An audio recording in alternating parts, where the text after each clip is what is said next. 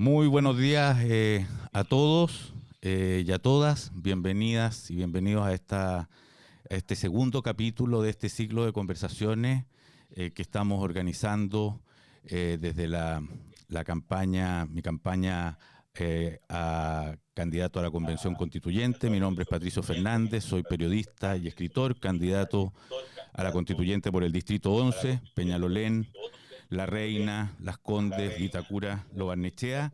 Y hoy día tenemos a una estupenda invitada para conversar y entender y conocer su visión de las cosas, del Chile que ha pasado, del Chile que viene. Y es la candidata a la presidencia de Chile por el Partido Socialista, Paula Narváez, psicóloga, osornina o portomontina. ¿Osornina o portomontina? Nací en Osorno, Pato. Nacida en Osorno y criada en Puerto Montt, según entiendo. Trabajó en el CERNAM en tiempos de Ricardo Lago, budista, fue encargada presidencial de la presidenta Bachelet cuando sucedió la tragedia de la erupción del volcán en Chaitén. Y ahora la vemos convertida en flamante candidata. Paula, muy buenos días. Muy buenos días, Pato. Qué gusto estar aquí contigo en esta conversación. Muchísimas gracias por la invitación. Oye, Paula, lo primero que te quería preguntar, al ver que trabajaste en el CERNAM, en el gobierno del Lago, ¿ha cambiado harto la realidad, los petitorios, el nivel de demanda de las mujeres y la manera de enfrentar el tema de la situación de la mujer en Chile, ¿no? Sí, claro, ha cambiado. Ahora hay algunos temas estructurales que siguen estando súper vigentes. Pero piensa tú, entré a trabajar al CERNAM recién egresada como psicóloga al Centro de Información de los Derechos de la Mujer, en plena época donde está ocurriendo la cuarta conferencia mundial de la mujer en Beijing. Y por lo tanto venía todo un influjo a nivel global, internacional, de asumir políticas públicas de igualdad de género, donde de hecho se empezó a hablar de género en ese momento. Entonces era un tiempo muy relevante desde el punto de vista de la institucionalidad pública para instalar estas políticas que se hicieran cargo de la agenda de género. Y hay que hacerle un reconocimiento ahí a las mujeres del movimiento mujer y el movimiento feminista que han estado siempre empujando esta agenda. Claro, hoy día es otro el escenario, ha corrido mucha agua bajo el puente, pero las brechas de género, Pato, en muchas áreas siguen siendo igual de alarmantes. O sea, tú dirías que ha cambiado, que los cambios más radicales tienen más que ver con el discurso y quizás con las relaciones privadas que todavía en el ámbito público, en la situación laboral, etcétera. O sea, ahí los cambios no los consideras significativos todavía. No es un cambio cultural consolidado, es un cambio cultural que está en proceso, que evidentemente hoy día es absolutamente o políticamente incorrecto señalar ciertas cosas en materia, ¿no es cierto?, de lenguaje discriminatorio o de ser abiertamente, ¿no es cierto?, crítico a la reivindicación de la igualdad de género. La mayoría de la gente, diría yo, ha asumido esta reivindicación como algo políticamente necesario. Sin embargo, en los hechos siguen habiendo todavía enormes disparidades de género en Chile y en el mundo entero. Y creo que hay que avanzar hacia una consolidación de ese cambio cultural para que realmente podamos hablar de la igualdad sustantiva. Y además porque hay todo también un movimiento global que es importante en esto, que es la Agenda 2030 de Desarrollo Sostenible que lleva adelante la ONU con el compromiso de todos los Estados miembros, Chile también, por supuesto, donde la igualdad de género es transversal. Entonces creo que hay condiciones para que cada vez el discurso se vaya acercando más a los hechos, a las prácticas concretas. Paula, ¿tú fuiste más concertacionista o más nueva mayorista? ¿Qué te convenció más? ¿Dónde te sentiste más convocada? Son momentos distintos de la vida personal de uno también, ¿eh? De la vida personal política. Entonces también tiene que ver con los protagonismos que uno tiene en un momento o en otro. Yo la época de la concertación la viví desde mi región, desde la región de los lagos. Yo tenía 16 años para el plebiscito del 88 y por lo tanto también me imbuí de esa épica, sobre todo acompañando a mi mamá menos a mi papá, porque mi papá era un poquito más resistente en ese momento al plebiscito, más puntúo. por razones políticas, más puntuó, pero mi mamá no, mi mamá siempre creyó que era la salida y que era lo que había que acompañar. Entonces, creo desde joven tuve esa socialización muy fuerte y me acompañó, y luego porque trabajé en los gobiernos de la concertación a nivel regional, por lo tanto desde una mirada regional, que no es lo mismo que una mirada nacional, y ya la nueva mayoría me tocó más directamente estar en un espacio de decisión relevante, y por lo tanto tengo un compromiso y un corazoncito ahí con la nueva mayoría y con el gobierno segundo de la presidenta Bachelet muy especial, muy especial. ¿De qué dirías tú que murió la concertación? Porque parece que tenemos que reconocer que ese es un tiempo pasado, que ya se ve, que se evaluará en el transcurrir del tiempo, digamos, pero ¿de qué murió? ¿Qué fue lo que la terminó, la hizo terminar, digamos, su relevancia?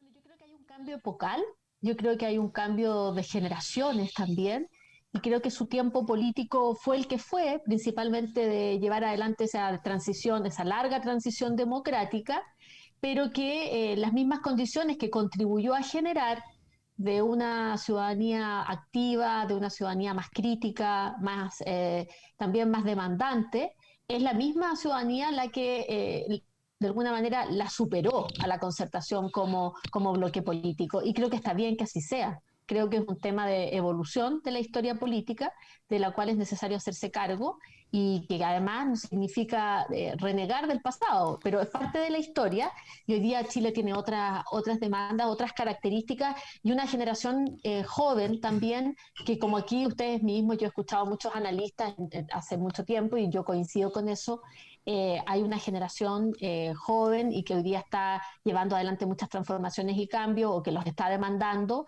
y que no tienen en sí mismo y no tienen por qué tenerlo el trauma de la dictadura tan a flor de piel. Y yo creo que eso es sano porque tiene que ver con ir superando etapas, ¿no? Lo que ¿Tú, no significa que los temas pendientes de violación a los derechos humanos no sigan siendo temas importantes de abordar. ¿Tú dirías que le costó dejarse permear, que, que de alguna manera se cristalizó también? Porque si algo uno pudo ver en el estallido social, que a mí me tocó recorrerlo muy de cerca para escribir un libro, eh, era una inmensa distancia con los criterios, etcétera, respecto del mundo del poder. Y se notaba además, como si fuera poco, y esto yo diría que de manera transversal, no solo en la derecha, se notaba además como una gran sorpresa y se sigue notando en ese mundo que ha estado gobernando Chile en las últimas décadas respecto a lo que pasaba, como si hubiera irrumpido un mundo desconocido. Alguien le llamó alienígenas. No era mala la imagen o el sentimiento que muchos tenían. ¿Le faltó en ese sentido dejarse compenetrar de esas nuevas generaciones y esos nuevos mundos? Sí, yo creo que sí, completamente. Yo creo que hay una pérdida, hay una distancia. Por supuesto, aquí esto es como siempre injusto porque uno mete a todo el mundo en el mismo saco, pero hagamos un análisis, digamos, colectivo, ¿ya? Creo que es importante, porque si uno entra en la diferencia personal, claro, obviamente no se trata de eso. Pero yo creo que en los grandes números y en las grandes tendencias hubo una desconexión del Chile que estaba surgiendo, de las subjetividades de ese Chile, de cómo se estaba experimentando la relación con el poder y principalmente con los partidos políticos también y con el ejercicio de la autoridad. Sí, yo creo que absolutamente un alejamiento de esas realidades y sobre todo de la clase dirigente, ¿no? Probablemente los compañeros y compañeras del Partido Socialista de las bases no tengan la misma sensación y que ellos siempre estuvieron, o muchos de ellos siempre estuvieron conectados con el tejido social y con la organización social. Pero ahí hay una distancia importante entre la élite de la cual tanto se habla y que yo comparto con ese nuevo forma de ser y de estar en el Chile de la democracia, digamos. Así es que entiendo esa sorpresa para algunos, pero por lo menos yo que lo observé, claro, no estando en Chile, trabajando en las Naciones Unidas, y que lo miraba con muy afectada, digamos, por lo que estaba pasando, para mí había como un darse cuenta muy relevante de que todo lo que de alguna manera intuíamos del malestar social estaba ahí sintetizado, Paula, en ese estallido. ¿Mm? qué piensa a esta altura una socialista del siglo XXI, ¿qué piensa del libre mercado? ¿Qué piensa del sistema capitalista?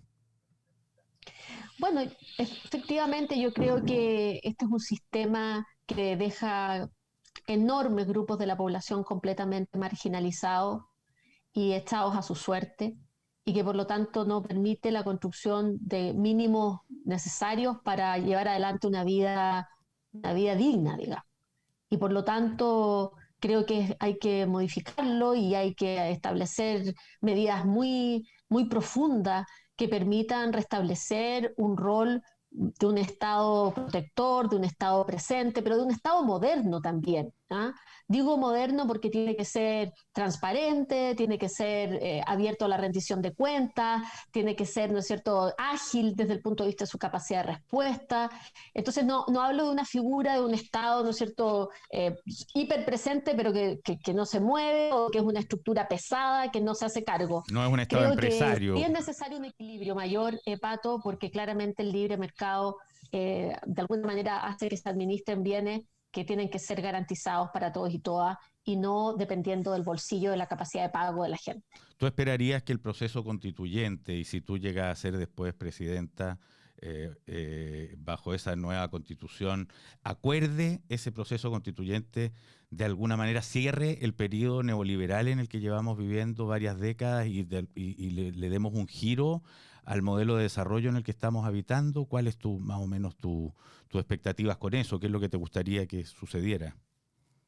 Bueno, absolutamente creo que esta nueva constitución es una enorme oportunidad para que los y las chilenas puedan dibujar un alma distinta y que refleje el Chile actual. Creo que eso es absolutamente necesario y por lo tanto de generar las condiciones en ese importante documento que es la constitución política, que permita darse un modelo de desarrollo distinto, un modelo de desarrollo inclusivo, que supere esta etapa neoliberal que ha sido un fracaso en lo económico y en lo político, y que hoy día está de alguna manera absolutamente cristalizada, asentada en la Constitución del 80, que dejó establecido ahí, sí, un modelo de desarrollo, un modelo económico, un modelo económico que impide justamente garantías de derechos sociales. Entonces sí es una enorme oportunidad y tengo una expectativa para que personas como tú, Pato, puedan impulsar eso en la nueva constitución.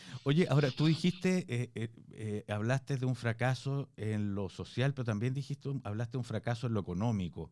Eso mucho más de alguien te lo discutiría en el entendido que se ha quintuplicado el producto, que el ingreso per cápita se supone que ha aumentado de manera muy significativa, que, que la situación material de la gente, digamos, ha cambiado. ¿Por qué tú hablas de un fracaso en el sistema económico en las últimas décadas? ¿A qué te referirías con eso?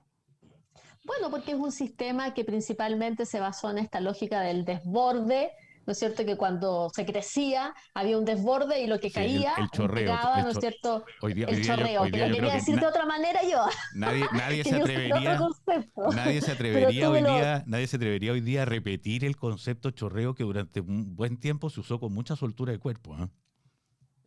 Exacto, bueno, pero es que efectivamente lo que sucede con eso es que grandes grupos de la población quedan excluidos del desarrollo, se establecen unos cordones importantes de pobreza y de desigualdad.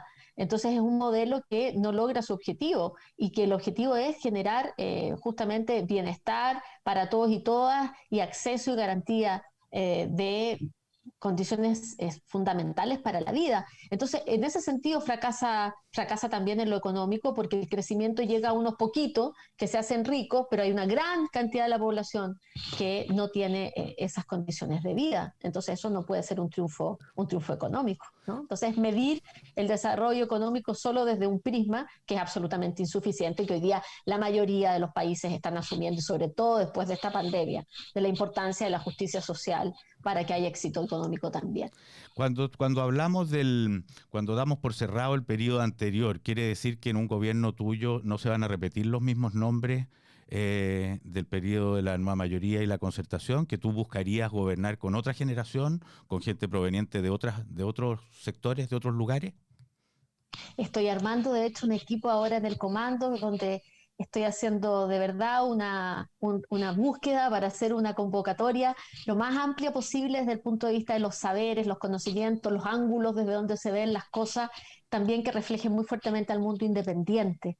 Me parece importante. Esto no significa que el mundo de los partidos políticos no sean relevantes en la democracia, lo son, y hay mucho saber acumulado y también, pero hay que hacer una mezcla. Y sí, en un nuevo gobierno yo quisiera que la primera línea, como se dice, de, digamos, de decisión política esté a cargo de una generación distinta también, de una generación nueva, que tiene experiencia, que tiene saber, que ha podido formarse, que tiene una trayectoria, pero que quizás tiene una trayectoria más silenciosa, menos conocida, pero que puede traer un tremendo aporte. Esa es mi intención de hacer en un nuevo gobierno, y por supuesto la paridad y la inclusión de las diversidades como algo fundamental que refleje lo que somos como sociedad.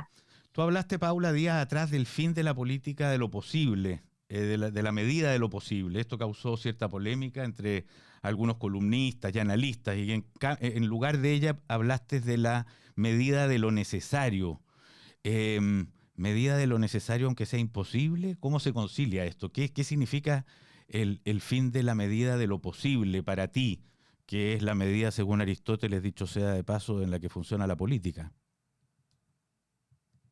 Mira, yo creo que más allá de la discusión académica, filosófica, política, que también es válida y que la podemos intentar llevar adelante, no tengo ningún problema con eso, y valoro mucho también la reflexión en ese plano, ¿ah? En el plano de la filosofía política.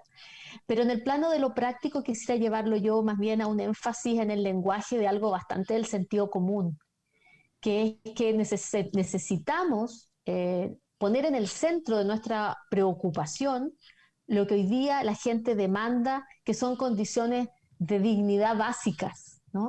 Y que tenemos que hacer todos el esfuerzo máximo posible para que eso que la gente necesita se pueda realizar.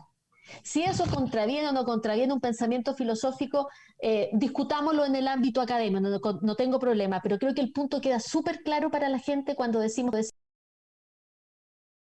necesita una salud que permita el acceso independientemente del bolsillo. Mira lo maravilloso que ha pasado con la vacunación. Es como que todos nos reconocemos frente al Estado iguales, y el Estado donde estamos todos, porque al Estado concurrimos todos con nuestras diferencias, con nuestras distintas capacidades de ingreso, etcétera. Sin embargo, ahí podemos todos estar tranquilos de que tenemos un mismo tratamiento. A mí eso me parece que es necesario hoy día, como es necesario eliminar las violencias de género, en fin, creo que hay tener pensiones dignas. Entonces tenemos que hacer todos el máximo esfuerzo para hacer eso posible. Por supuesto que siempre va a ser dentro de un marco institucional, Pato. Mm. La constitución de hoy ha impedido, porque ha establecido que lo posible es lo que beneficia a unos poquitos. Mm. La constitución que viene, yo espero que sea una constitución que abra O sea, tú justamente entiendes ¿Mm? esa medida de lo posible que querrías dejar atrás, más que un concepto, digamos, filosófico, es como lo que fue el acuerdo entre unos pocos, digamos, o sea, expandir ese acuerdo. El acuerdo entre unos pocos, basados además en una estructura social tremendamente desigual, donde esos pocos son los pocos que están arriba y que tienen el poder económico y político para decidirlo. ¿Se anotó un poroto Piñera ahora con la vacuna o no? Yo creo que más que Piñera, y sí, también se lo quiero reconocer al presidente, porque creo que hizo una buena gestión en el tema de conseguir las vacunas en un tiempo muy anticipado a como lo hicieron otros países. Y creo que eso hay que reconocerlo. Es una buena gestión del gobierno de Chile, es una buena gestión del presidente Sebastián Piñera, una buena gestión del Ministerio de Salud, y el proceso de vacunación, que hasta ahora ha sido impecable.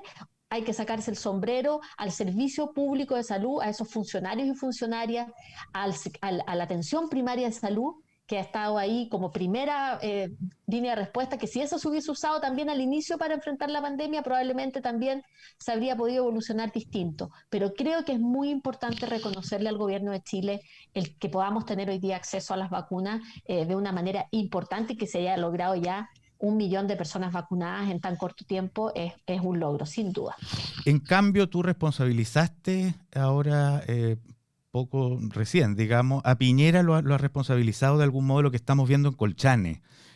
Lo has responsabilizado por lo que fue esa bastante patética presencia en Cúcuta. como alguien que invitó o que motivó el viaje de venezolanos a nuestro país y ahora le estamos cerrando, digamos, la posibilidad de un portazo. Pero quiero aprovechar esto para preguntarte eh, si tú crees que Chile necesita inmigración, si tú crees que es deseable para Chile tenerla y si es así, ¿cómo? ¿Selectiva, abierta, de fronteras enteramente libres para que pase quien quiera o con algún tipo de controles? ¿Cómo crees que, a ver, la pregunta del fondo son dos, ¿crees que es necesario y bueno para Chile recibir inmigración o crees que nos tenemos que cuidar de ella? Y si es que crees que es necesario, ¿cuáles son las condiciones que te figuras tú que debiera cumplir? Bueno, primero, Pato, creo que la migración es evidentemente un fenómeno global, es un fenómeno que ha estado presente en la historia de la humanidad de manera constante, que todos y todas de alguna manera somos migrantes y que por lo tanto hay que tener una concepción de amplitud respecto de entender el fenómeno de la migración. Ahora, hay distintos tipos de migraciones y hay una migración que en este caso es producto de una crisis humanitaria y eso hay que tenerlo en consideración en función también del rol que tiene todo Estado de cuidar los convenios internacionales y los compromisos internacionales en materia de derechos humanos y de protección a todas las personas sin distinción. Yo creo que efectivamente un proceso migratorio tiene que ser un proceso regulado. No estamos hablando aquí de abrir fronteras sin ningún tipo de control, sin ningún tipo de selección. Los países hoy día, hasta los más desarrollados, que están sufriendo de alguna manera, ¿no es cierto?, tensiones producto de grandes flujos migratorios, han también tenido que establecer criterios para recibir a las personas, porque tenemos que hacernos cargo también de nuestras propias condiciones sociales y económicas. Pero tiene que estar regulado, tiene que estar normado y tiene que estar además adscrito a principios básicos de respeto a los derechos humanos de las personas.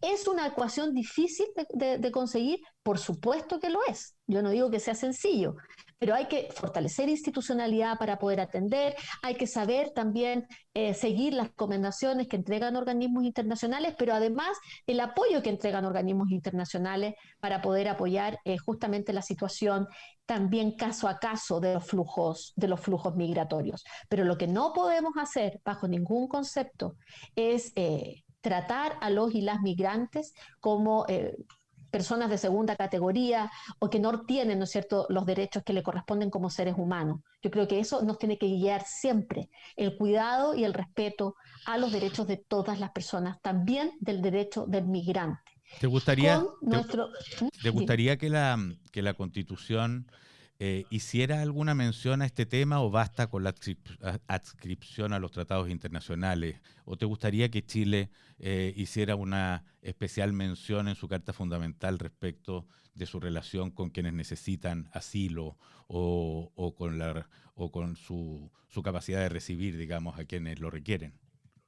Siendo los convenios internacionales tremendamente importantes para nuestro país, porque además son vinculantes en las decisiones de nuestra legislación nacional, creo fundamental que en esa alma de Chile que estamos dibujando, también dibujemos un alma de un país que acoge y que recibe en función de sus posibilidades, por supuesto que sí, pero que tiene una disposición a que en esta tierra las personas son bienvenidas. Paula, hay un tema que está muy arriba del tapete hoy día, que es el tema de las policías. Tú dijiste hace poco que se necesita una nueva policía para Chile. Descuidó también la concertación, la nueva mayoría, dejó demasiado a sus aires a una policía que le faltó supervisión civil. Por una parte, digamos, reconoce responsabilidades que van más allá de este gobierno en lo que pasa ahí, o te parece que todo lo que estamos viendo es fruto de unas actuaciones nefastas que provienen desde el estallido para acá? ¿Cómo lo ves, digamos? No, por supuesto que esto es algo que tiene una historia un poquito más larga. Además que tiene una historia que también está anclada en la Constitución del 80, Patricio, por lo tanto también hay una oportunidad ahí de transformación, porque finalmente hay una doctrina detrás de cómo funciona nuestra policía hoy día, que es la doctrina de la seguridad nacional, anclada en la Constitución y que evidentemente deja además amarrada su posibilidad, ¿no es cierto?, de definiciones institucionales a través de leyes orgánicas constitucionales donde están justamente establecidos enormes grados de autonomía, una autonomía exacerbada. Y eso obviamente hay que cambiarlo, hay que no solo equilibrarlo, sino que hay que dejarlas supeditadas a la autoridad civil. Y yo creo que efectivamente en estos años no se avanzó en disminuir esos grados de autonomía y por lo tanto, entre otros factores, digo, entre otros factores, porque también está claramente el que sea una policía militarizada o con una lógica prácticamente de fuerza armada y no de una policía, por decirlo así, mucho más vinculada a la democracia, a la institución ciudadana, etcétera, evidentemente tiene estas consecuencias. Yo creo que este es un tema de largo aliento que obviamente se ha acrecentado en el último tiempo y que en el caso de este gobierno, en este actual gobierno, tiene el componente adicional de que ha sido el gobierno muy refractario a entender y a dimensionar la crisis de derechos humanos que ha significado el actuar de Carabineros. ¿Cómo explicas esta lentitud y esta incapacidad para reaccionar con más agilidad ante algo que se ve tan necesario, ¿no? Porque una policía que empieza a ser vista como hostil a la ciudadanía no solo tiene todos los problemas de derechos humanos que tú te refieres, sino que además es una policía ineficaz. O sea, una policía no funciona si es que hay un sector al que le gusta y otro que la detesta. ¿Por qué nos estamos tardando tanto en echar a andar esa reforma o, o esa refundación de la que tantos y transversalmente, incluso en privado, hablan? Claro, mira, yo no voy a calificar intenciones del actual gobierno acerca de su actuar lento, pero es bastante evidente que probablemente ellos tengan una visión distinta. Ellos de hecho hablan, no sé si eufemísticamente, pero sí hablan de modernización de Carabineros. Mm. Y yo creo que eso obviamente se quedó completamente corto y lo que se necesita es una nueva policía para este nuevo Chile. Eso es en realidad la tarea que hay que asumir. Y que tú Yo imagino asumirías si es que, que llega a ser presidenta. ¿Y por eso qué supuesto que sí. significa? ¿Qué significa una nueva policía? ¿Cambia de nombre? Bueno, ¿Cambia de uniforme? Aparte de cambiar sus protocolos internos y sus maneras de funcionar, aparte de tener una autoridad civil a la que se supedita, aparte de tener nuevas relaciones con la comunidad, aparte de dejar atrás esa, eh, esa política de seguridad nacional tan de la Guerra Fría, es una policía que pasa a tener otro aspecto, que la veríamos en las calles con una nueva tenida, digamos. bueno, voy a usar un poquito de teoría sociológica sin ser muy latera, pero yo creo que en la institucionalización en general hay elementos de carácter, por supuesto, normativo, de contenido de esa nueva institución, y hay otros que son muy importantes, que son los simbólicos, y que también tienen que ver con el lenguaje. Todo eso constituye una nueva institución y por lo tanto hay que abordar estas tres dimensiones como mínimo para que hablemos de una nueva policía. Es decir, no puede ser un cambio cosmético, tiene que ser un cambio de cultura organizacional, de normativo y operacionalmente distinto, mucho más especializado, con fuertes elementos de control externo e interno, que tienen que ver también con la transparencia y con la rendición de cuentas de la que hablábamos respecto del Estado en general, pero respecto de las instituciones de carabineros en este caso en particular. Y creo que el lenguaje y lo visual es muy importante también para ratificar y confirmar esa transformación de la institución en algo realmente nuevo. Pero ahora, es un ¿Terminarías con trabajo de largo plazo. terminarías Perdón. con esas escuelas de oficiales y suboficiales? A mí eso me llama mucho la atención. Que Claro. hayan unas escuelas para distintas clases sociales y que determinan la carrera funcionaria. Mira, creo que hay que acercar también la ciencia a la política en esto, Pato. Y hay que tener un panel de expertos y expertas que existen y que son Han habido importantes como porque tres ya, ¿eh? Han habido como tres informes en un año, pero bueno. sí, pero bueno, yo creo que hay que escuchar más a aquellos y aquellas que desde el punto de vista del análisis comparativo nos permitan llegar a ese diseño mejor para nuestro país, pero yo estoy de acuerdo en que institucionalizar la segregación social es bastante, digamos, contrario a los principios democráticos que nos deben inspirar en este nuevo Chile. Paula, nos quedan poquitos minutos. Te quiero hacer algunas preguntas como bien concretas, así, sin tanto, bueno, tú verás cuánto desarrollo le das también. En el tema mapuche, por ejemplo, ¿reconocimiento constitucional a los pueblos originarios? Por supuesto que sí, ¿Estado plurinacional consignado en la por supuesto Constitución? que sí, por supuesto que sí. ¿Grados de autonomía? los que ellos han ido determinando, porque es un proceso largo, hay distintas maneras de construir esa autonomía, como ellos y ellas me han ido explicando, hay un procesos graduales de autonomía, pero estoy de acuerdo con la agenda de autonomía. Y respecto al régimen de gobierno, ¿te inclinas por algo? ¿Crees que hay que matizar el presidencialismo, llegar a un régimen semipresidencial, parlamentario? ¿Por qué ruta anda tu cabeza? Mi cabeza anda por la ruta de suavizar este hiperpresidencialismo de todas maneras, de moderarlo y establecer una relación mucho más equilibrada entre el Poder Ejecutivo y el Poder Legislativo, justamente para hacer viables los cambios que se necesitan. Oye, una última pregunta. Cuando hablamos de hacer un estado de mayor bienestar, uno de los temas que ha entrado en discusión es no solo el aumento a los que tienen más, sino cobrarle impuestos a más. Es decir, que sea una malla más amplia de chilenos los que colaboren, incluso no siendo necesariamente ricos. ¿Te parece atendible esa idea? Es decir, que sean más los chilenos que colaboren y por supuesto que los que tienen más colaboren más. Mira, lo que pasa es que es tan desigual nuestro país que en realidad lo que corresponde es una reforma tributaria que se haga cargo de la realidad actual de ingresos de Chile. Yo creo que hay pendiente una reforma que permita, ¿no es cierto?, cobrar más tributos a las rentas altas y a las muy altas. Pero tú le cobrarías también a las bajas, así sea en una porción más baja, como sucede, dicho sea de paso, en los países que tienen un estado de bienestar más desarrollado. Pero mira, yo creo que hay que hacerse cargo de nuestra estructura de ingresos en Chile, que es tremenda y absolutamente desigual, como lo dicen todos los organismos internacionales, y por lo tanto los mecanismos de redistribución tributaria que hay que usar tienen que gravar a aquellas personas que realmente, desproporcionadamente, hoy día pagan muy poco impuesto en función de lo que reciben. Paula Narváez, muchísimas gracias, suerte en tu campaña y en esta ruta que emprendes. Lo mismo digo, Pato, que te vaya muy bien a ti también en esta campaña y muchísimas gracias por esta conversación. Un cariñoso saludo a todos y todas. Y a ustedes los esperamos en un próximo programa de conversación porque tenemos muchísimas ganas de conversar. Chao.